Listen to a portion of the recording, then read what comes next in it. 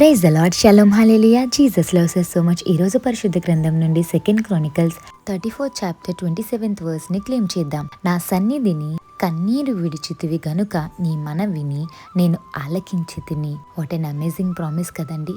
ఒకవేళ మీ ఫ్రెండ్స్ దగ్గర మీ కన్నీరు చెప్పుకుంటున్నారా అంటే మీ బాధలు కన్నీరు రూపంలో తెలియపరుస్తున్నారా? లేదా మీ రిలేటివ్స్కి కాల్ చేసి నాకు ఈ బాధ వచ్చింది ఆ బాధ వచ్చిందని వాళ్ళు ఏం చేస్తున్నారు? మహా అయితే ఆ క్షణానికి మిమ్మల్ని ఓదారుస్తారేమో, కానీ మీ యొక్క ప్రాబ్లమ్ని సాల్వ్ చేయగలరా? లేదు కదా. మీరు ఏ సమస్యతో బాధపడుతున్నారో ఆ సమస్యని ఏసే ప్రెజెన్స్లో మీరు ఆ కన్నీటిని, మీ బాధని, దుఃఖాన్ని, టీయర్స్ని ఏసే ప్రెజెన్స్లో విడిచిపెట్టండి. ఏసయ్య వెంటనే ఆలకిస్తారు. ఎందుకు నేను వెంటనే అనే వర్డ్ చెప్పానో తెలుసా?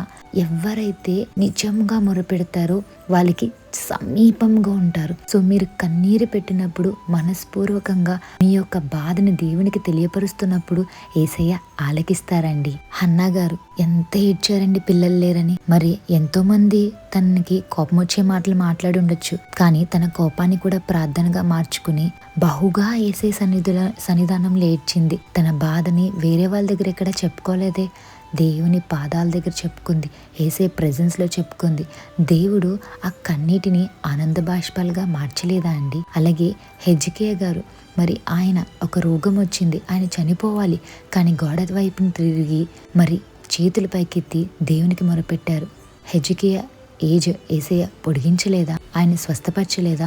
2 Kings 20th చాప్టర్ 5th వర్స్లో ఒక మాట ఉంటుంది, నీవు కన్నీళ్ళు విడిచుత నేను చూచితిని, నీ ప్రార్థనని అంగీకరించి ఉన్నాను, నేను నిన్ను బాగు చేసేదను అని. మరి ఎవరు బాగు చేశారు హెజ్కియా గారిని? ఏసయ్య కదా. తన కన్నీరుని ఎవరు చూశారు? ఏసయ్య కదా.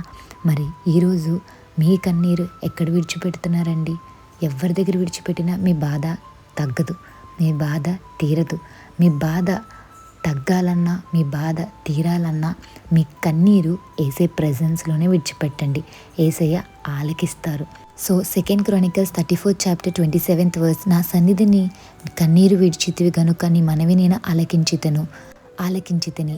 So Jesus is going to hear your prayer when you cry in presence of Jesus Christ. Jesus loves you so much. So kneel before our Maker and cry in presence of Jesus Christ. Have a blessed day in Christ Jesus. Jesus loves us so much. Amen.